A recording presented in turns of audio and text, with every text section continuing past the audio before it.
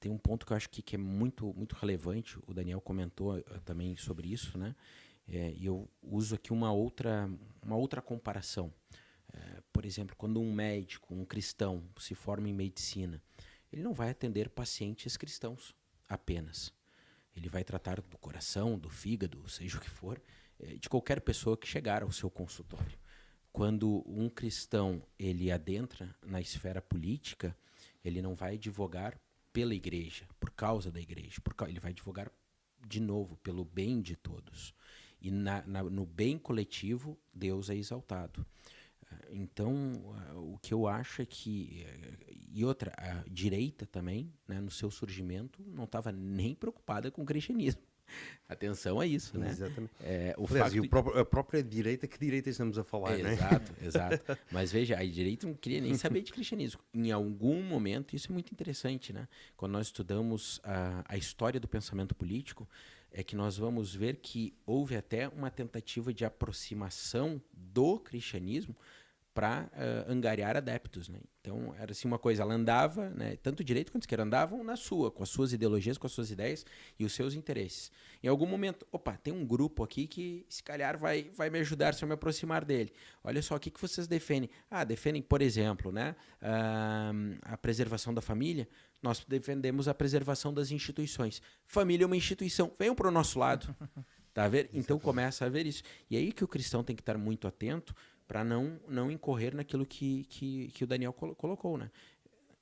Em última instância, eu vou trabalhar para o bem de todos. Se eu for um médico cristão, se eu for um advogado, eu vou trabalhar para a sociedade. E se eu for um político, não é nem mais nem menos que qualquer outra carreira. É uma carreira, é uma profissão. Né? Então, eu vou trabalhar para todos também. O que eu acho que o crescimento, a exposição da igreja, seja na Europa ou seja em qualquer parte do mundo, está relacionado à sujeição da igreja ao reino de Deus. E não abraçar-se, né, aos princípios deste mundo como se isso a ajudasse. Pronto, Daniel, né, o exemplo que tu deste. Esther. Olha só, eles passaram, servos de Deus que passaram pela esfera política, atuando nela como políticos, né? Sofreram imenso. O sofrimento os acompanhou. Então veja, não é porque haverá cristãos na política que a igreja não... O livramento só veio por uma fidelidade à palavra do Senhor. Exatamente. Porque se mantiveram fiéis à palavra do Senhor. Seja José no Egito, que esteve diante de diversas provações, se fosse Daniel enquanto esteve cativo, fosse Esther mesmo ali, que havia a possibilidade de, por exemplo, negar sua própria origem enquanto alguém que veio do povo de Deus, mas a fidelidade à palavra do Senhor, no fim, é o que manteve essas pessoas ali ainda conseguir se sobrepujar à política. Apareceram decretos políticos no fim que os protegeram? Apareceram. Exato. Só que esses decretos foram decorrentes do quê? Do compromisso à palavra de Deus. Então, primeiro eles falaram, olha, eu não vi Daniel fazer o seguinte, vem cá, deixa eu criar aqui uma coligação, vamos criar uma coligação para eu tentar me livrar, mudar a mente. Partido dos cativos. Veja bem, o que eu vou fazer? Eu vou jejuar, eu vou orar, eu vou me submeter a Deus.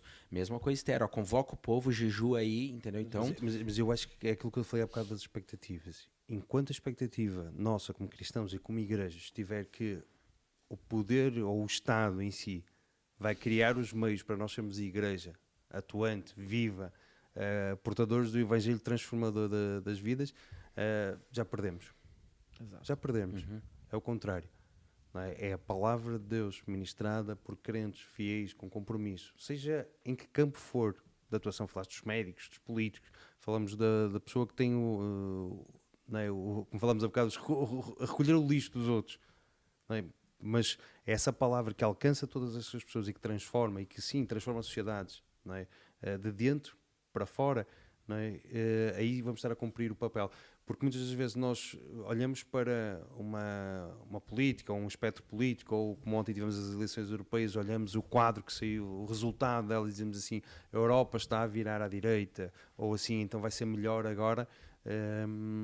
Nós estamos a criar uma expectativa que pode ser lograda, porque a nossa expectativa vai estar nos homens, não é? E na capacidade limitada dos homens produzir o bem por si mesmos, utilizando mecanismos legais, económicos, o que seja. Não é? Então essa expectativa, enquanto cristãos, enquanto igrejas, tem que estar em Cristo e no poder da sua ressurreição e do seu evangelho. É isso que transforma.